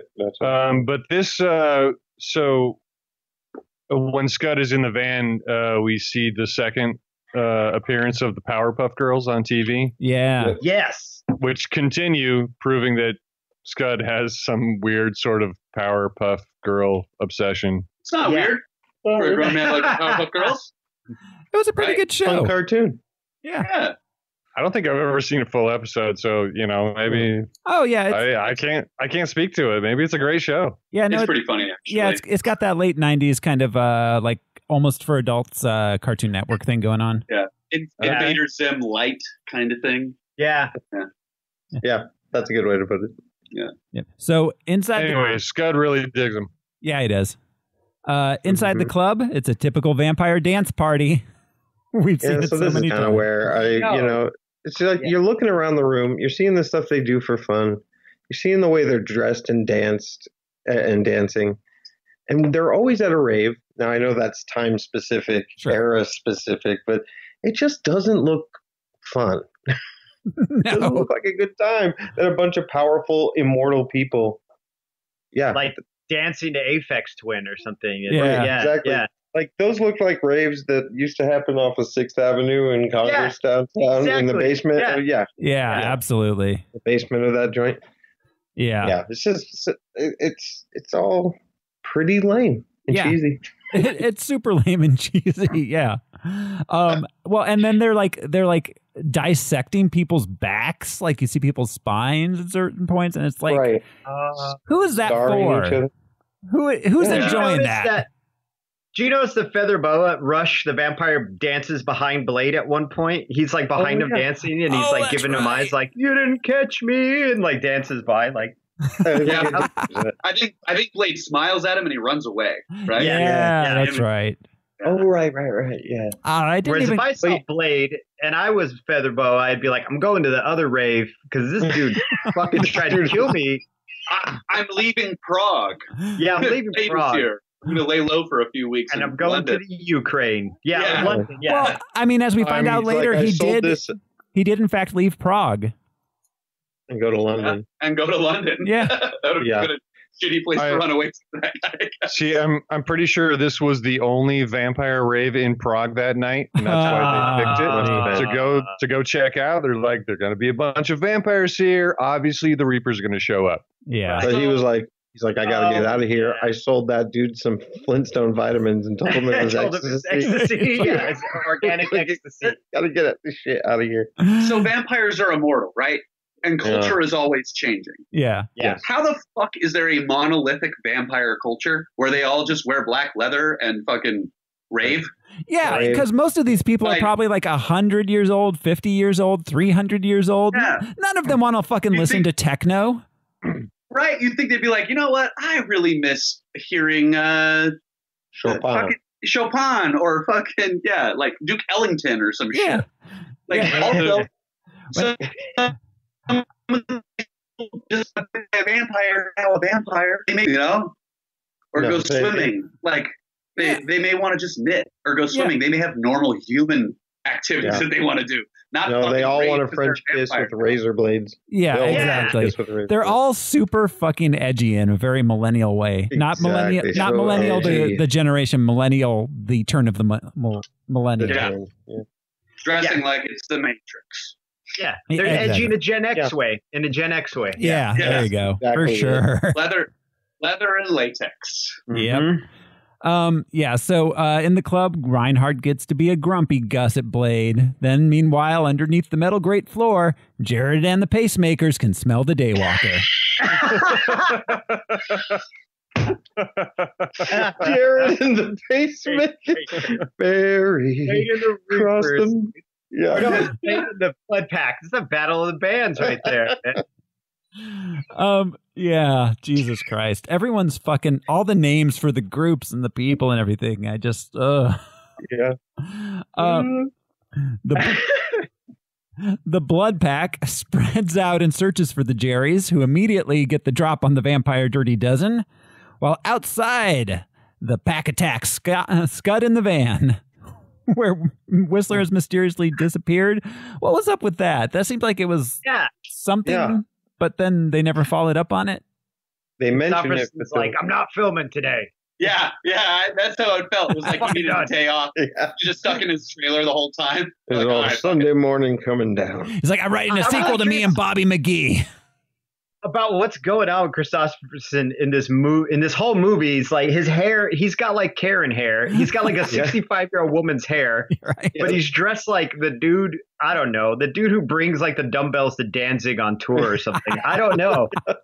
He's in both movies, and he's selling it. He doesn't look bored like he just needed to check. Mm-hmm. I think he liked these Blade movies. Oh, he fucking loved them, and he's. Yeah, I think it's weird too, though. So this van that Scud is in is somehow vampire proof. Yeah, except for the windshield, which is until it's not. Yeah. And they break the top glass. Yeah. Mm-hmm. Why are they trying to break the windshield? Yeah, why didn't they just go through the top glass? Yeah. Didn't Scud himself shoot out the top glass trying to kill that vampire that was like pounding on the glass? Yeah, that was a dumb move. They should have just jumped into that. He should have rolled down the window and put some Krispy Kremes out and just hope for that. Yeah, why didn't they explain that? That was odd. Yeah. That van was just like the Krispy Kremes? I know they weren't nationwide. They were still down south. But that he had them sent up. He was in Prague. How did he get Krispy Kremes in Prague? That's right. he got his Krispy Kremes FedExed from the United States over to Prague. Right. No, I thought they were. Yeah, you're right. I thought they were in Cleveland, like the first one. He even says something too. He's like mother's milk or something when he's eating it. He says something weird. Yeah, bread and butter. Milk. That's what he said. Yeah, that's what he said. It's like the postman rings twice. Yeah. So Blade finds Jared holding Nyssa captive, but not killing her. Blade shoots him in the face, but it doesn't seem to affect him much. He's like, that don't impress me much. All over the there's a panic at the disco. Yeah. There totally is. God damn it. Oh my God. My other thought too with this disco panic is like they're vampires, so they have superhuman strength. They have the ability to be super agile. They have daggers in their mouths, but then they all run like normal people. It just, you would think they would pounce on what was attacking them and try to eat it. But they were like, no, we gotta get out of here. Blade's here. What?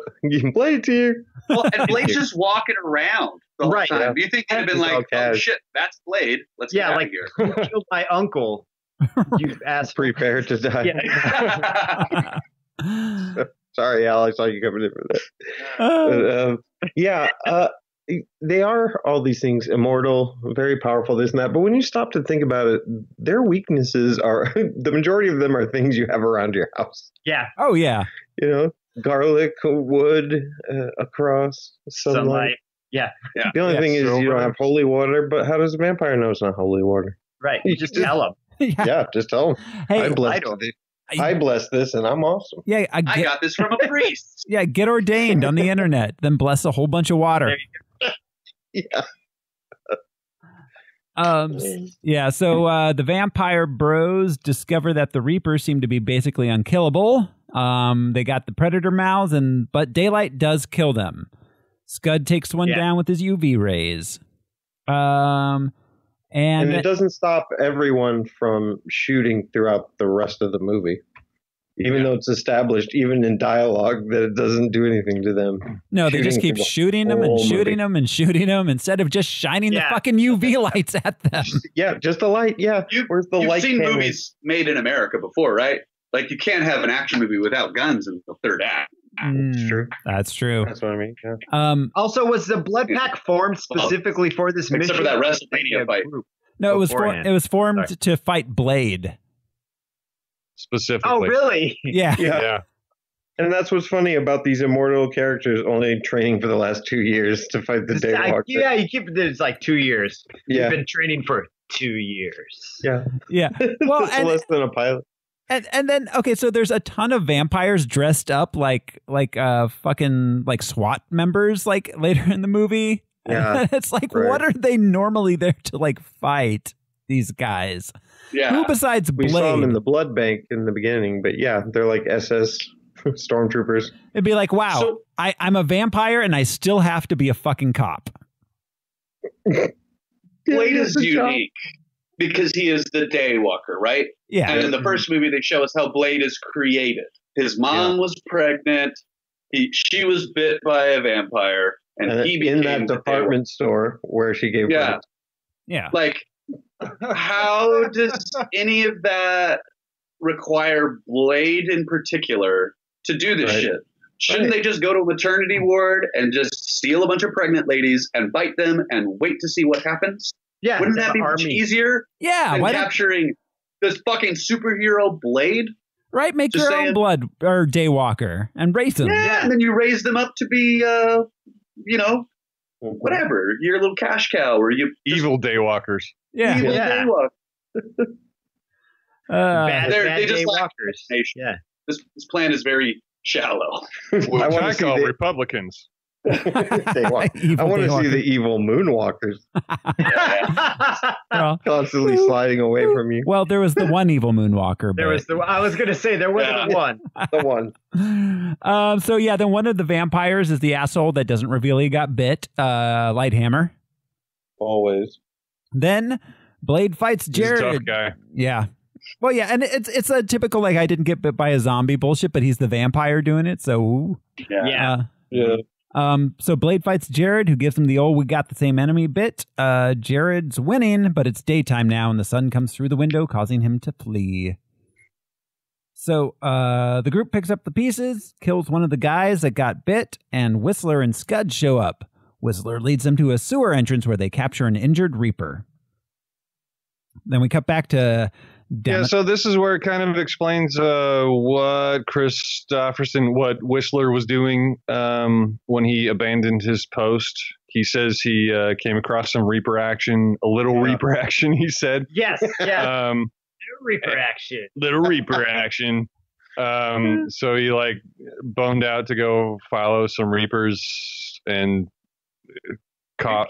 And he's literally Overwatch. One, you're supposed to sit there and be fucking Overwatch the whole time. They're like radioing him for fucking 10 minutes of this movie. Right. And he does not respond at all. Right. Off camera, too. So off camera. Well, and they were clearly trying to make it a thing. Like we were supposed to suspect Whistler of like being secretly working for the vampires. Yeah. Right. So, also, he is Overwatch. He is the fucking sniper. Why does he have a light on his goddamn shirt?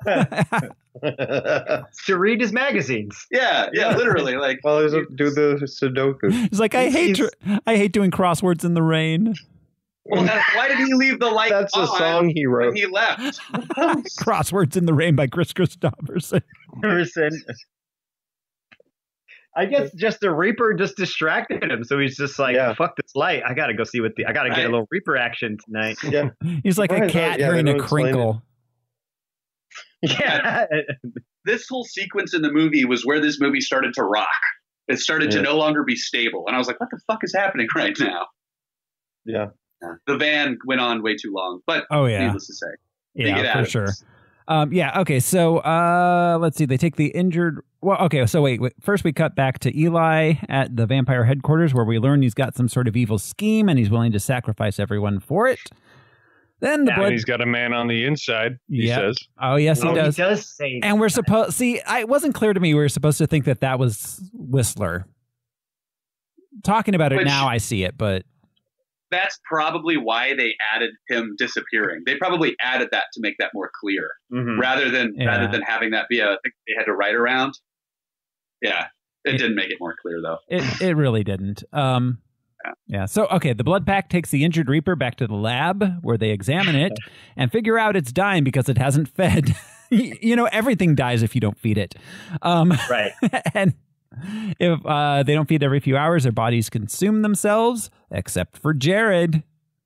They dissect it and discover its heart is encased in bone, except for on the side, and its body will still try to feed after its brain is dead. Blade tells the pack they're going hunting at sunrise. It's protected by bone from the front, but like a bullet is capable of breaking bone. Yeah, right. You'd think, sure.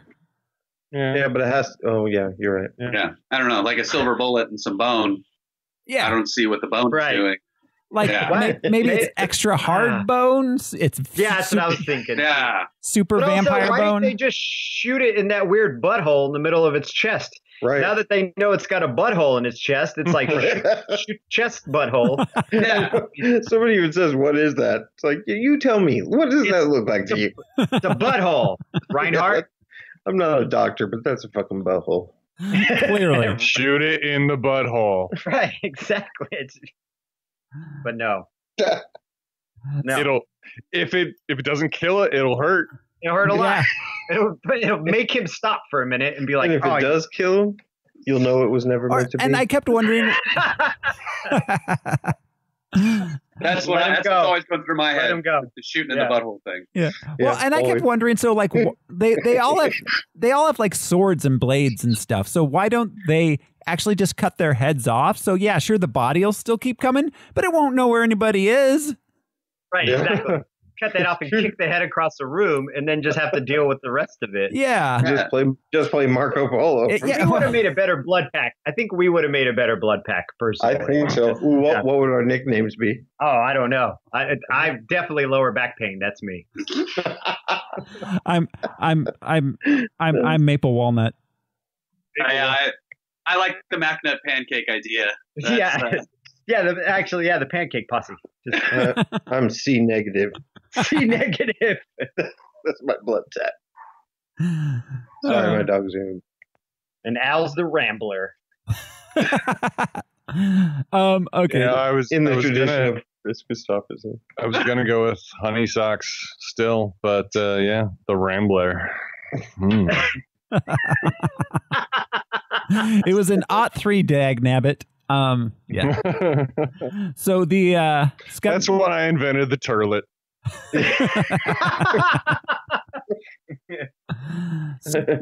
So Scud and Whistler create a daylight grenade, and Nyssa tells Blade he shouldn't hate vampires so much. They're flirting. So I love their conversation. But Chris Christopherson says exactly, "Where did you and Blade hook up?" I just wanted to be like, "We met on V-Date." Yeah. The vampire dating site for vampires and their familiars. Yeah. That was the flirting. How lame. Yeah, like there was no I can't remember connection. what that's called. Not passing the Bechdel test. Right. No. There's actually didn't pass it at all, did it? No, not even close. I don't think so. There's only one female character, and she tries to. That's right. There's only one. Yeah. No, there's two. There's the girlfriend who's always kissing Lighthammer with the wig on, with red hair. Yeah. Oh wait, they never Elaine. speak to each other. And at the beginning, there was a nurse who got killed. Oh. So three women were employed by this multi-million-dollar production. Apart from all the extras. Sure. No, but there's a term unless those were just monkeys. It could have been. Could be. Monkeys are cheaper. There's in short Are they? I assume so. Otherwise, why would you? What? Then I think that it would be more expensive to get a bunch of monkeys on set than it would to be Probably. a bunch of people. Probably. Yeah. You know, out of work actors will do anything for work. So all right, fine. You've ruined my plan to have Hollywood use only monkeys as extras. I'm trying to avert the Planet of the Apes. God damn it! Oh, I would see every movie if that was the case. It's true. Yeah. Oh, Schindler's List would be crazy. So the And it's around this time where Blade starts kind of giving Whistler shade, like treating him really shitty. Yeah, it's because Whistler's cock blocking him. Yeah. Yeah. Whistler calls out Blade on getting too cozy with Nyssa. Mm-hmm. Yeah.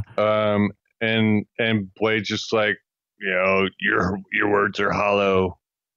Right. I'm trying to get my dick wet, bro. Leave me alone. Trying to do sex to Yeah, and then he sort of gives him a "you better watch out" type thing. Oh, he does. Yeah. Well, for sure. But he quotes the keep your enemies close, keep your friends close, keep your enemies closer. Yeah.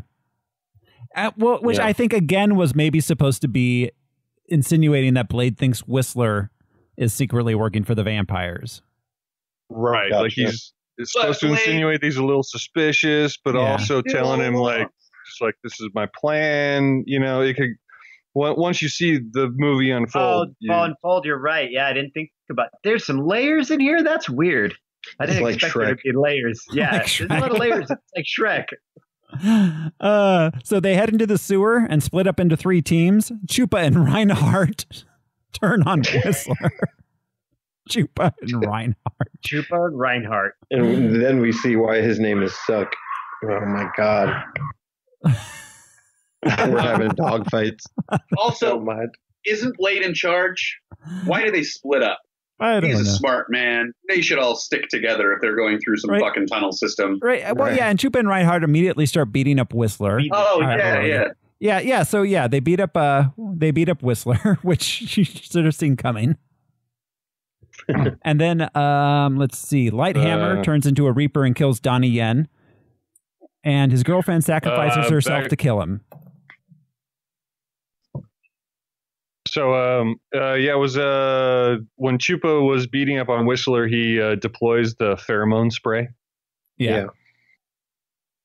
To call the vampire. As soon as he gets hit, he's like, "Yep, I'm burning this shit down." Yeah.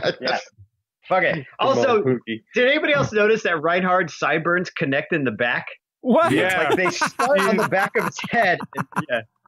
So it's a little line that's like his mustache, and then it goes down a little bit to be a line of sideburns, and then goes in the back, and then all the way around. Connects. Yeah, like a connects in the back.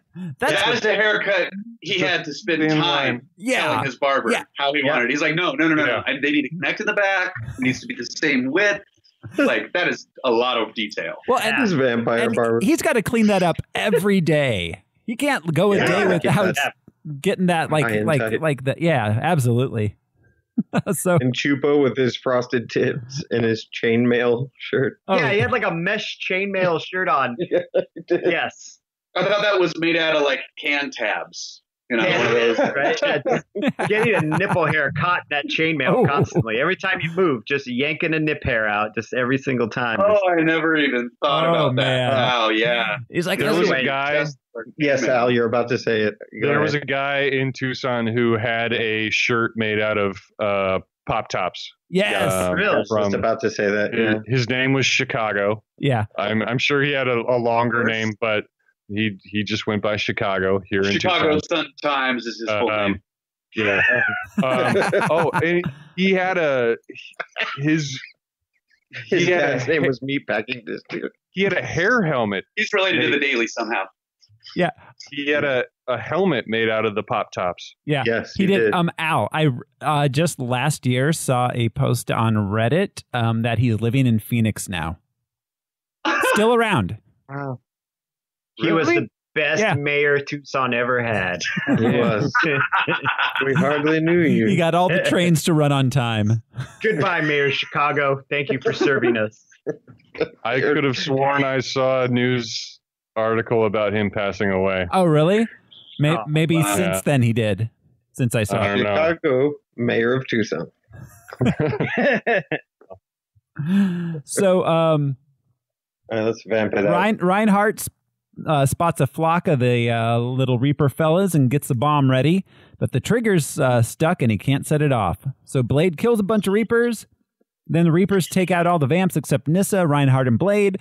Reinhardt tries to betray Blade, but Blade sets off the bomb, killing all the Reapers. Jared finds Whistler alone and gives him a ring, telling him to give it to Blade and tell him the truth, which he whispers to Whistler. Yes, he's always whispering because he has a secret. Yes. It's a secret. Did you know I was in a band called Bros? Then Blade... Blade finds Nyssa injured and dying. He lets her feed off him to nurse her back to health, and he notices Jared watching them, but just then he's tased by a group of vampire SWAT guys who arrive with Reinhardt and Eli's lawyer. They tase Whistler too. Shit. And Eli's lawyer. Yeah, that's a true statement. When the big bomb went off and the UV blast was coming down the tunnels, Nyssa jumps under the water, and so she is on the verge of death apparently, but it's like, I don't know if UV light works that way where jumping underwater can save your ass. I was thinking the same thing. Yeah. Light travels well through water. And the light But bomb... diffusion. The light bomb traveled out in like a cloud of light. It wasn't just light shining. Like, it was like an explosion. Flame. Yeah. Yeah. Because if you could see that happening, you could see things at the speed of light. Yes. When when Scud was explaining the big ass light bomb at 15 minutes ago, he threw out some pseudoscience, the nitrous, blah blah blah. I don't know, to make it seem more feasible, but it's an anticoagulant. Oh, that was the EDTA. Yeah. EDTA. EDTA. If you give it initials. In his fisticuffs. Yep. All right, we cut to Nyssa waking up with her dad. She tells him she's dishonored the family name and asks if Blade is still alive. Blade wakes up, a captive with Whistler and Scud. Whistler tells him that Jared revealed he wasn't a chance evolution, but intentionally designed by Damaskinos, which, okay, so at this point, they're facing camera, Blade, Whistler, and Jared, and apparently Damaskinos and the lawyer guy, are standing directly in front of them behind where the camera is, but they don't see them until we cut to them. Oh, yeah. Right. There was also a line from Whistler. He says, when Blade looks for his sword, he says, "They took him, all our weapons, even your sword." Like, oh, even your sword, the one that's killed all those vampires. You're over the many years, like even that one, they took that one away from you. Even that one, even the signature weapon. What a shocker. It's not concealable. I mean, why would they leave it with them? Like they forgot to pat him down? Well, obviously they forgot to fucking pat him down. He has a little iPod charger thing in his pocket. Yeah, exactly. Yeah. His key fob. Yeah. So Damaskinos does a villain monologue for a while, tells Blade he's breeding super vamps with no weaknesses. Then he shows off his fetus collection. Yeah. They're like what did he call babies. The next obvious step? Genetic recombination. Oh, voila. It's like, is that obvious? All right. And they just made one? Okay, so I have some questions about this. So Jared has been, he was made, what, like 2 years ago or something? Yeah, right. Was he? Like, and just now he's a problem? He wasn't one of the fetuses? He wasn't a fetus that they grew up? Yeah, well, I mean, he was a fetus. Then where did he get the name? Well, yeah. Jared. How long has he been wandering the I thought he was a person they experimented on. Jared is his street name. They explain him as a virus Normax or whatever. That's going to spread. So he's going to spread, this week it's going to be a dozen, and next month it'll be 500, and in 2 months it'll be 10,000. His name, Nomac. Where are the Nomacs from? Well, the mind of Eli. So earlier, that's probably the very first scene with Damaskinos, he explains that Jared Nomak was born a vampire but had a blood anomaly similar to Blade. Right. So that makes it seem like he's much older. And he's also, it turns out, the son of Damaskinos. Right. Is he the son of Damaskinos? Yeah, we get all that. But Eli says that he created Nomak and he was a failure, but then he also gifted him the family ring as a gift from father to son. See, I thought and then let this failure go about his way in the world. Where's Mr. and Mrs. Nomak? And then maybe he didn't answer realize. The question, sir. Do you know where your child is? Where is Mr. and Mrs. Nomak? No, what have you done with them? Where are the Nomaks? Yeah, no. So, like, was he holding him in a lab for 30 years and then he escaped and that's why he's now a problem? Yeah, did he just figure out that he has this ability? I don't know. I don't think that's the question. But Josh is just about the Nomaks. I don't know where the Nomaks are from. Was he one of Eli's fetuses in the thing, or was he his son and he injected a fetus into him, or and so he just has this surname he so injected he a fetus into him. I don't know. He just called him Nomak to make him not a Damaskinos. Oh. There was no Mr. and Mrs. Nomak. It's like they weren't a family in the village. It's like Jon Snow. That's just like the vampire name. The version of and then he just born freedom. He just let him go. He's like, go wander the streets of Prague. Don't turn anyone into bad vampires. And once he let him go, he realized he was a threat. Wow. And in the scene when he's letting him go, is it like in a movie when the little kid has to make the dog leave because it bit someone and he's like, I hate you. Get out of here. I never liked you anyhow. Throwing rocks at the dog but crying because he loves the dog so much. Shane. But it's just Nomak. He's just like, get out of here. But then he's also like, Nomak. And Nomak, Jared, don't you turn anyone into a vampire. I'm a stinker. So, all right. So then he leaves. Wait. So he reveals that Jared's his son. Nyssa can't believe this bullshit, and she stomps away.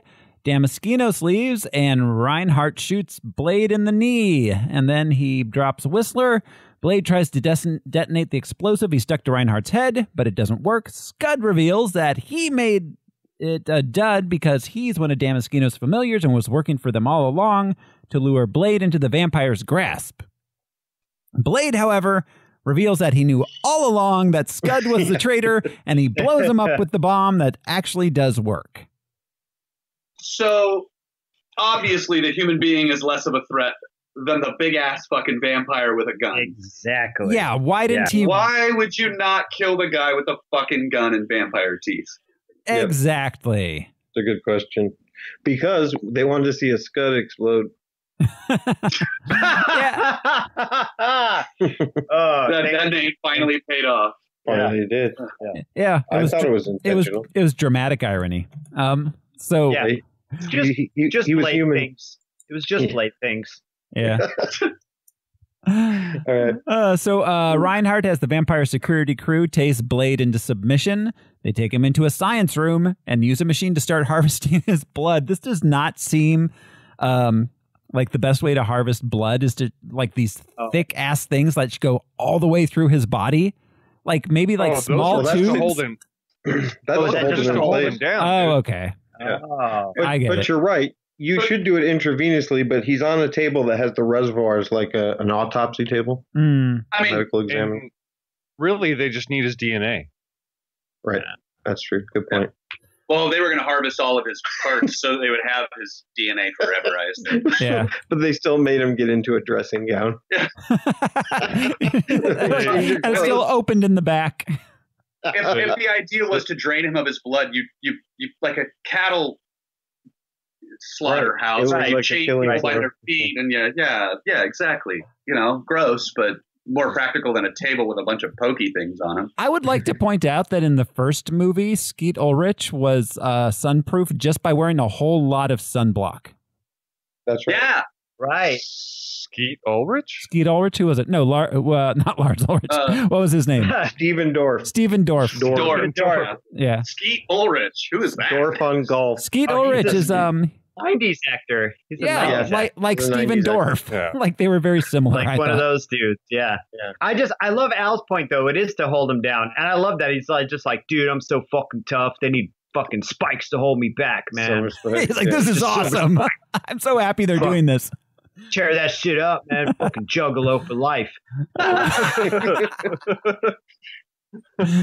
Meanwhile, Reinhardt toys with Whistler, who secretly gets out of his handcuffs.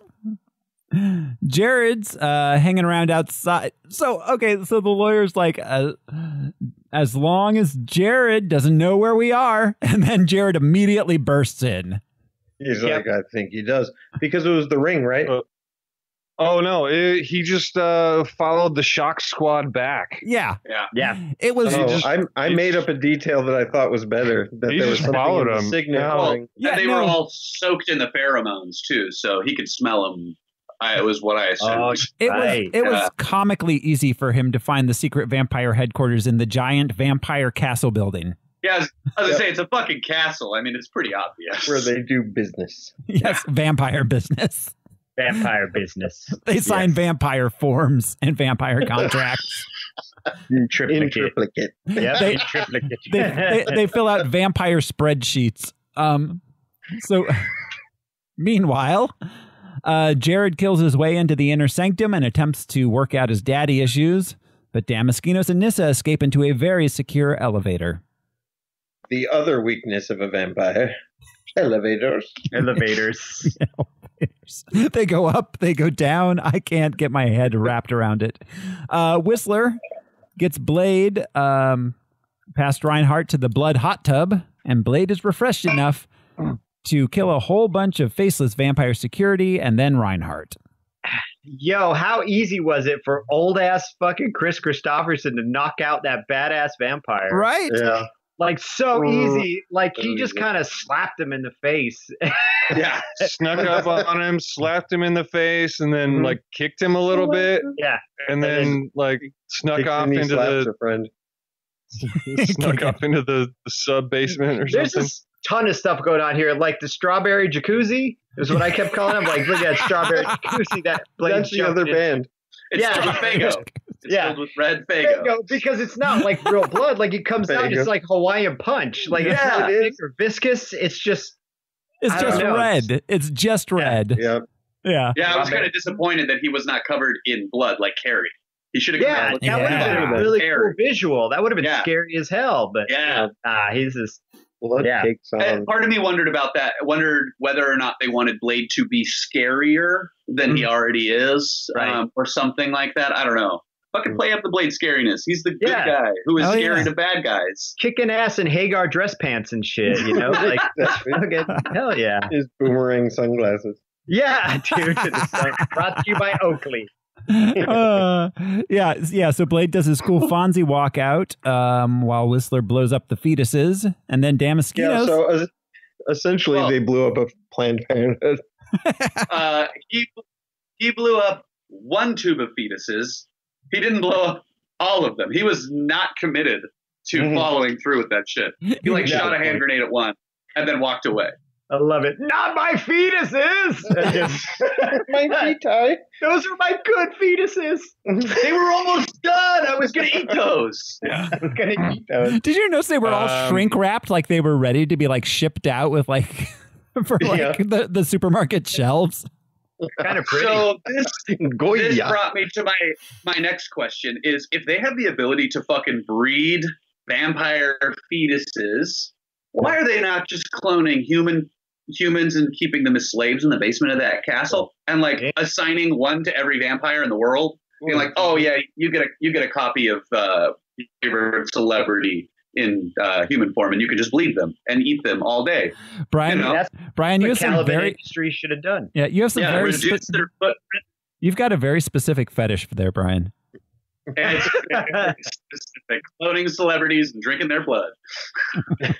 Makes sense to me. Yeah. Come over sometime, Josh. I'll show you my basement. Reese Witherspoon's as far as we see. Abe Vigoda. Oh, yeah, man.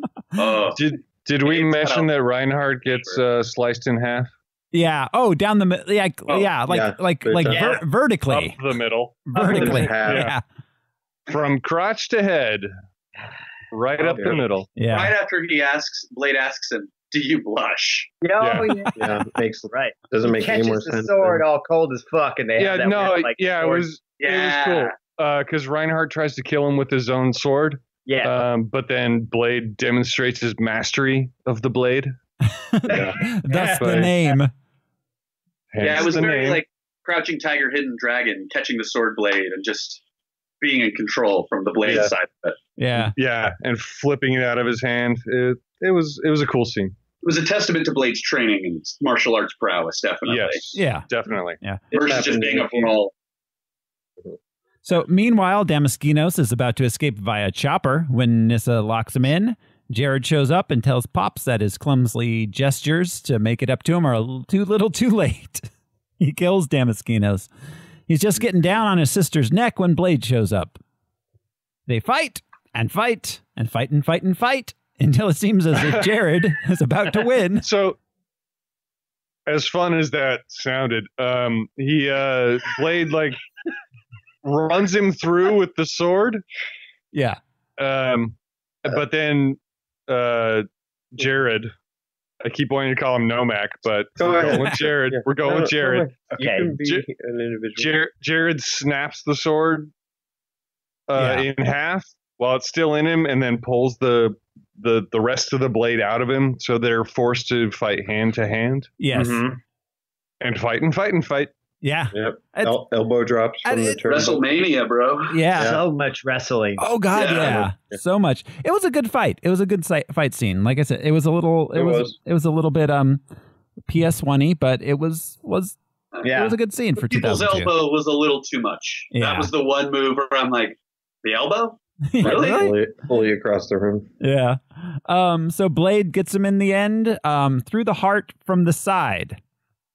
And then because Blade picked up the broken sword and was holding it and jams it like kind of from underneath and the side, he jams it in. Yeah. Right. Yeah. Which is actually a weakness all of us have. Yeah. Yeah, that'll work on anything, not just vampires. That's a good place to get the heart. Yeah. But with the bony heart that he has, that was like he got the good angle. Bony heart. And then he stole Christmas from. It's a good band name. Jared's sensing release and like shoves the blade like further in to finish himself off. Mm-hmm. Yeah. Sweet release. Right. He's like, finally, Yeah, finally a sword that can really get in there. If your partner doesn't do it for you, sometimes you got to do it for yourself. You know, That's right. Live your best life. So Blade rushes to Nyssa, who knows she's about to turn into a Reaper, and at her behest, Blade takes her out to bask in the sunlight. Right. So that's what I was mentioning earlier. I don't know the name, but there is a device where you have a character, usually female, and she's really only introduced so that the hero can regret her death. Yeah. You know what I mean? Like, they don't do anything to build their relationship up. Yeah. There's no real love. Yeah. Just so it's impactful when she dies. Yeah. Yeah. It was a touching moment when she dusted away there, and it was just because I don't know, they were getting closer, they were understanding each other, not necessarily romantically. Right. The reason you're puzzled is they didn't develop that. It's just so he can be sad when she dies. If anything, I think that their understanding of each other was that they understood that each other had honor on their side of what they believed. Less than it being anything besides like, oh, you are an honorable enemy, and I will. Kind of like what her dad says to him is like, what was it? You should applaud your enemy's successes. Oh yeah, which is that's an ancient ideal. So it's kind of cool in that sense, but yeah, seemed very romantic also, which was kind of fucking lame. They were like touching each other's faces the whole time. Yeah, TV trope says that's called. TV trope says that's just called the disposable woman trope. Yeah, yeah, I knew it wasn't the Mary Sue. That's something else. Yeah.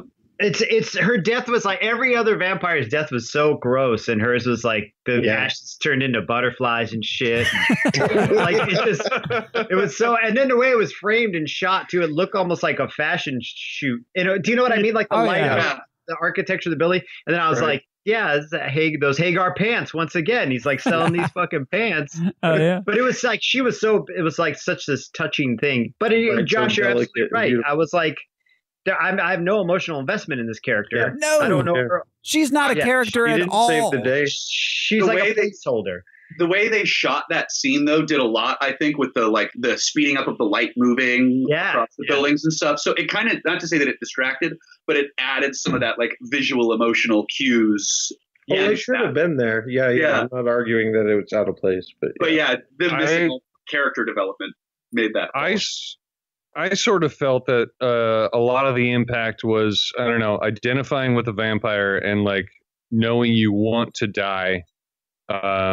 What do you want to do? I want to see the sun rise. Right. Okay. I want to see the sun. Right. It's like she's dying on her own terms. Yeah. Okay. So I mean, that's poetic, but she still wasn't a real character. She still existed only to make Blade sad. Well, and I mean, realistically, it could have been a man at the end. It just wouldn't have looked as good to have Blade carrying some dude out to die in the sunlight. Yeah, exactly. Well, and I love Whistler comes out there to join them, and it just looks like he's leaving a bank. It's just those kind of doors. Tight shot, Whistler. I got the money orders. They wanted me to fill out a deposit slip. That's like, bullshit. I'll just deposit an ATM. Whistler. The Whistler show is just like, you know what? I'm not going to pay my entire electricity bill this time. I'm on that deal where they charge me the same every month. Every month. Fucking nipple heads.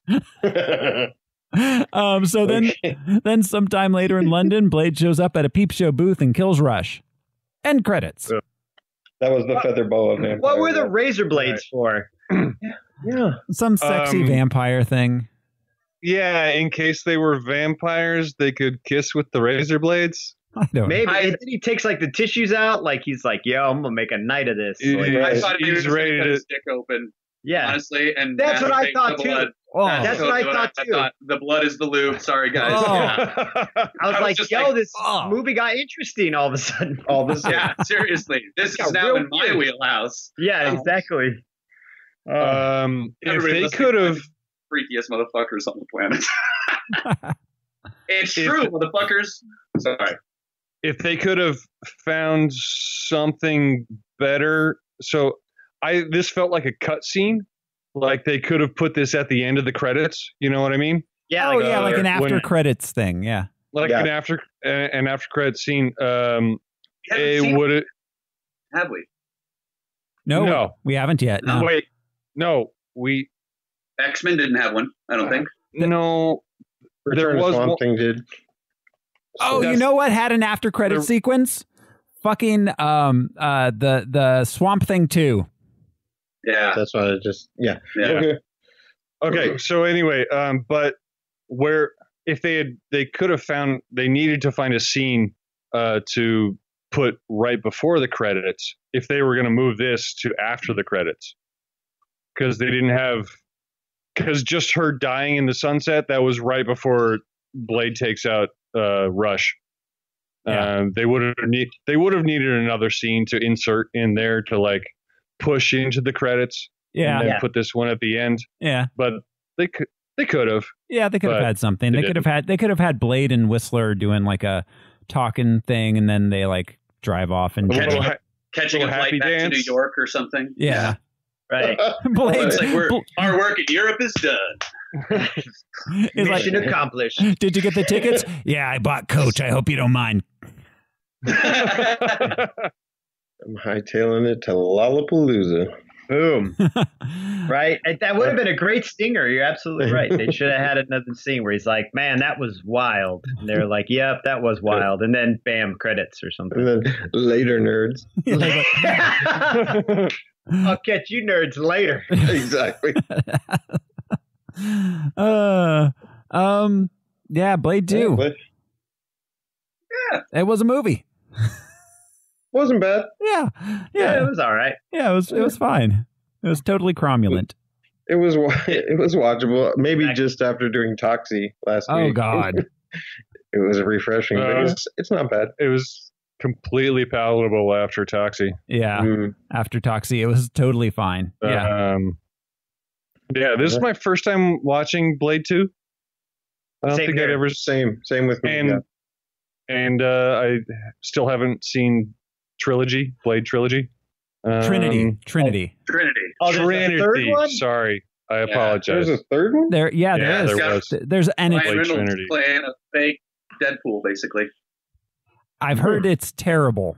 It's so bad, but it's like Alien Resurrection bad, where you're like, I know this movie is bad, but it's gonna be fun. I think I love Alien Resurrection as much as I love Blade 3, which is a lot. Wow, which is too much, probably. All right, where does it rank? So let's talk about the rankings. Is this better than the first Blade? Or is it worse? I don't think it's better than the first one. That's just my 2 cents. I concur. Yeah. And then so do I. Yeah. So where's Superman 2? Superman, that's not where I was expecting to go. Superman 2 is at number 11 right now. At 11? Yeah. That's where I thought of it in my mind. Yeah, I think this is not as good as Superman 2, but that's where my brain put it. Okay. And neither is Scott Baio Central. Okay. So also right around there is Mystery Men, The Mask, and The Rocketeer. Right below Superman 2. I think this is probably better than Mystery Men. Yeah, I can say that. Okay, sure. Yeah.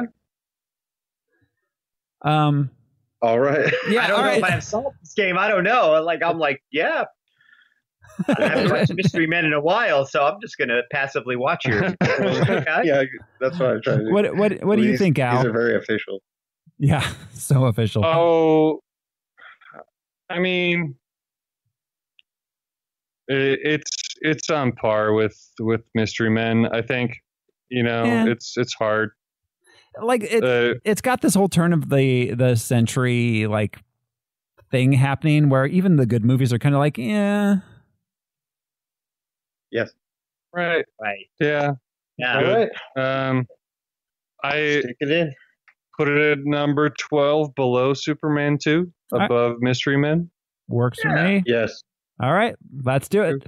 That's where we are putting it.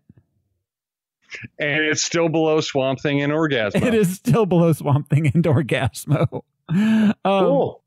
So, that's it. It is officially on the list, our 44th movie. Woo. Wow. Yeah. Which brings us to number 45. Next week, we got a big one, guys. Sam Raimi's Spider-Man. Yes. It begins. Yeah. Finally. Yeah. Yeah, exactly. Legitimate superhero movies. Yeah. Yeah. Really gets going. Come on. We had a couple. Yes, already. Of course we've had a couple. Of course. Like Orgasmo and Superman, Batman. Superman, of course we have. But X-Men. Yeah. But from Spider-Man on, it gets taken seriously. It's not kids' funny books shit anymore. Yeah, well, yes and no. We've got a few until in here. there are moments. Maybe the last two Avengers. We have some hits and misses. Yeah, Catwoman throughout the next couple decades. We've got a Sky High and an Elektra or so in here. Did you do Daredevil yet with Affleck? Yeah. No, it's coming up in a couple weeks. Woo!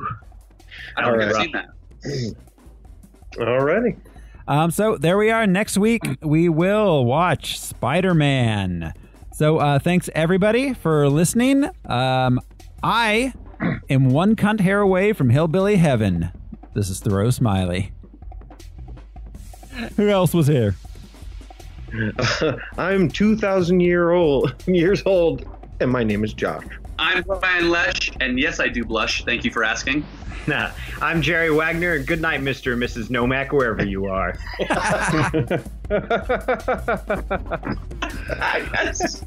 I'm Alaric Weber, and I'll pay you $50 cash for that jar of blood. Shop around. Yeah, How did he get it? You can't beat those prices. Thanks, everybody. Bye. Harmless Phosphorescence was brought to you by executive producers Atticus Burkett and Michael Beckwith, and producers Alyssa Dent, Hedda Paulson, and Jojo Birchtree. Harmless Phosphorescence is a production of the Harmless Entertainment Network.